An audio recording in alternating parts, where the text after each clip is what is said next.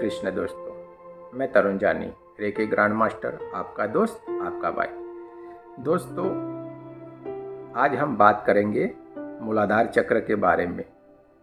दोस्तों, हमने आगे भी इन चक्रों के बारे में बात किया हुआ है, लेकिन आज हम थोड़ा इसको और जानने की कोशिश करेंगे।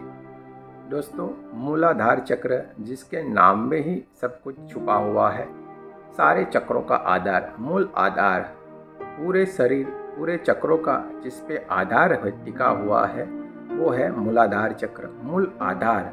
मूलाधार जहाँ से सारी शक्तियाँ बहना शुरू होती है। मूलाधार चक्र जिसके सारे चक्रों का आधार कहा जाता है। ऐसे तो सारे चक्र बहुत ही ज़रूरी है और सब अपने तरीके से एक्टिवेट रहते हैं, लेकिन हम जैसे जैसे उसकी तरफ हम ध्यान देंगे, हम उसको पोषण करते जाएंगे। जैसे हमारा फिजिकल बॉडी है, उसको चाहिए भोजन, इसी तरीके से इसको हमें जो चक्र है उसको एक्टिवेट करने के लिए हमारी आध्यात्मिक जो भोजन है, आध्यात्मिक ताकत है, उसको देनी पड़ेगी। जितना हम भजन कीर्तन मंत्र जाप कुछ भी करेंगे, मेडिटेशन करेंगे, ये सारी चीज़ें हम जब करते जाएंगे तो हमारी ये चक्र एक्टिवेट होना शुरू हो जाते हैं। हमारा ऑरा कई गुना बढ़ जाता है और हमारे ऑरा में जो भी चीज़ें, जो भी ब्लैक डॉट्स पड़े हुए रहते हैं, यानी जो भी परेशानियाँ पड़ी रहती है, वो धीरे धीरे करके दूर होना शुरू हो जाती है। क्योंकि ये शरीर में आने से पहले सारी बीमारी, सारे परेशानियाँ हमारे ऑरा में रहती है। लेकिन जब आप अपना मेडिटेशन करना शुरू करेंगे या कोई भी मंत्र जाप करना शुरू करेंगे या कोई भी भजन कीर्तन या कुछ भी किसी भी तरीके से आप भगवान के नाम के अंदर इन्वॉल्व होना शुरू करेंगे, उसका नाम लेना, उस रास्ते पे आपने चलना शुरू कर देंगे, तो आपका ऑरा ऑटोमेटिक ही बढ़ना शुरू हो जाएगा और आपके ये सारे चक्र कार्यान्वित होना शुरू हो जाएंगे। आपका मूलाधार चक्र 4 पंखड़ियों वाला, कमल की 4 पंखड़ियों जिसमें है, और उसका बीज मंत्र है लम। जिसका बीज मंत्र रहता है, इस बीज मंत्र का जाप करने से आपका मूलाधार चक्र एक्टिव होना शुरू हो जाएगा। मूलाधार चक्र का कनेक्शन पृथ्वी तत्व के साथ रहता है और जैसे ही आप जितना पृथ्वी के साथ कनेक्ट रहेंगे, उतना ही आपको वो फायदा करेगा। जितना भी आप पृथ्वी के साथ रहेंगे, वो चक्र एक्टिवेट होता जाएगा। इसलिए हमको ज़्यादा से ज़्यादा हमारी माँ यानी पृथ्वी माँ के साथ हमें रहना ज़रूरी है।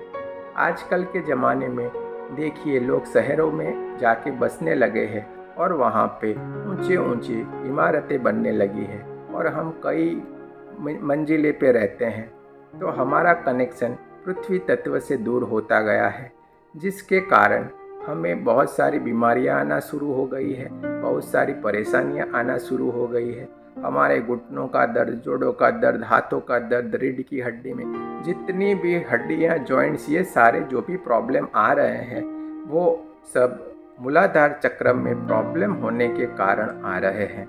तो हमें हमारा मूलाधार चक्र एक्टिवेट करना चाहिए। उसके लिए हमें पृथ्वी तत्व के साथ हो सके उतना कनेक्ट रहना ज़रूरी है।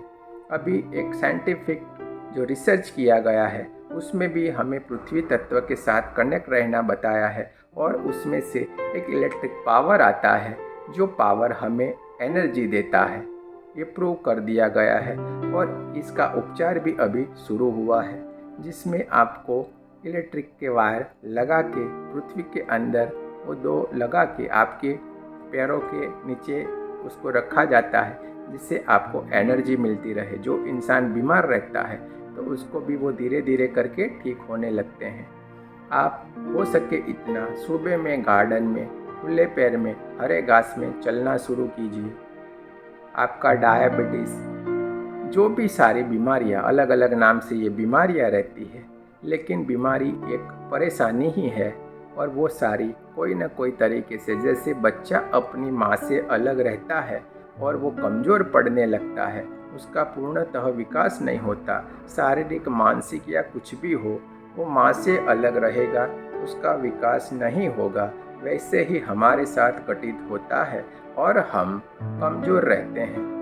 तो हमें हमेशा हमारी माँ यानी पृथ्वी माँ से कनेक्ट रहना है, और जैसे ही हम उनसे कनेक्ट रहेंगे हमारा मूलाधार चक्र स्ट्रॉन्ग बनेगा। मूलाधार चक्र स्ट्रॉन्ग होने से क्या होता है, हमारे अंदर एनर्जी रहती है, हम हमेशा एनर्जाइज रहते हैं, हम एनर्जी से भरे रहेंगे, हमारे अंदर फुल कॉन्फिडेंस रहेगा, कोई भी कार्य के लिए हमें उत्साह रहेगा, हम जीवन में आगे बढ़ने के लिए कार्य करेंगे, हमारे अंदर इतनी वासनाएं नहीं होगी, हमारे आँखों में भी पवित्रता रहेगी, हमारे अंदर एकदम से बदलाव रहेगा, हम स्फूर्ति से भरे रहेंगे, हम हर एक चीज़ में कार्य करने के लिए उत्साहित रहेंगे। और अगर ये नहीं हो एक्टिवेट रहता है, इसमें प्रॉब्लम रहता है, तो इससे विपरीत हम क्या करेंगे, हम निरुत्साह रहेंगे, हर चीज़ में हमें थकान लगेगी, कोई भी कार्य करने में हम थक जाएंगे, ये सारी चीज़ें हमारे साथ घटित रहेंगी, हम काम वासना के अंदर रहेंगे। तो ये सारी चीज़ें हमारे अंदर रहेगी, तो हमें समझ लेना है कि मूलाधार चक्र में कहीं ना कहीं प्रॉब्लम है। तो दोस्तों, हमें मूलाधार चक्र को अच्छे से एक्टिवेट रखना चाहिए, अच्छे से हमें उसे एनर्जाइज रखना चाहिए, और वो मूलाधार चक्र जैसे ही एक्टिव रहता है, एनर्जाइज रहता है, तो ऑटोमेटिक दूसरे सारे चक्रों को एनर्जी मिलना शुरू हो जाती है, क्योंकि वहीं से हमारी एनर्जी जो हमारी ऊपर की तरफ से जो एनर्जी आई थी और जो नीचे की तरफ स्थापित हो गई है हमारे मूलाधार की पास में, वो वहाँ से फिर वापस हमें ऊर्ध्वगामी करके ऊपर की तरफ लानी है, क्योंकि एक कुंडलिनी ऊर्जा रहती है, वो ऊपर से आके सीधे हमारे मूलाधार चक्र के पास में स्थापित हो गई है, और वही कुंडलिनी एनर्जी हमें धीरे धीरे करके ऊपर की तरफ लानी है।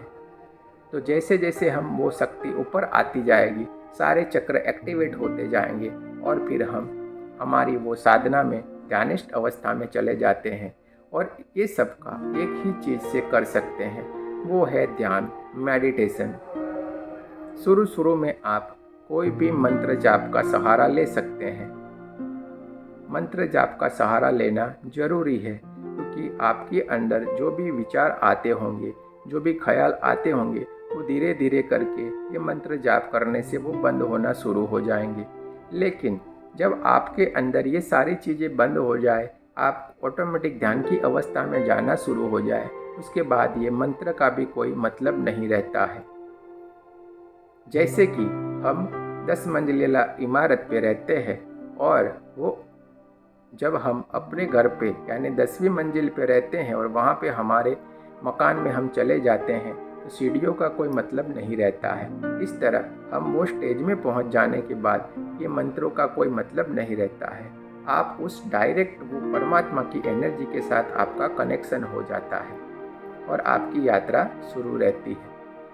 आपका पूरा ऑरा बदल जाएगा, आपके आसपास का ऑरा बदल जाएगा, आपका पूरा जीवन बदल जाएगा, आपके परिवार का सब लोग का जो भी समस्याएं, वो सारी समस्याएं दूर हो जाएगी। एक इंसान करता है और लाभ पूरी फैमिली को, पूरे परिवार को, अड़ोस पड़ोस को, पूरे देश को, पूरे ब्रह्मांड को मिलता है। दोस्तों, तो ये है मूलाधार चक्र के बारे में आज हमने थोड़ी सी हो सके इतनी छोटी जानकारी दी, क्योंकि इसके बारे में बोलने जाए तो बहुत कुछ रहता है, लेकिन फिर वीडियो लंबी हो जाती है, इसलिए हम ये आपको छोटी सी वीडियो में इतनी जानकारी दी है। आगे भी हम और जानकारी आपके लिए लाते रहेंगे। मैं तरुण जानी, जय श्री कृष्ण। फिर मिलते हैं एक और वीडियो के साथ। अगर आप रेकी सीखना चाहते हो तो हमारा नीचे ग्रुप दिया हुआ है, जहाँ पे आपको फ्री में सिखाया जाता है। आप चाहे तो ये नीचे दिया हुआ ग्रुप जरूर से ज्वाइन कर सकते हो। जय श्री कृष्ण।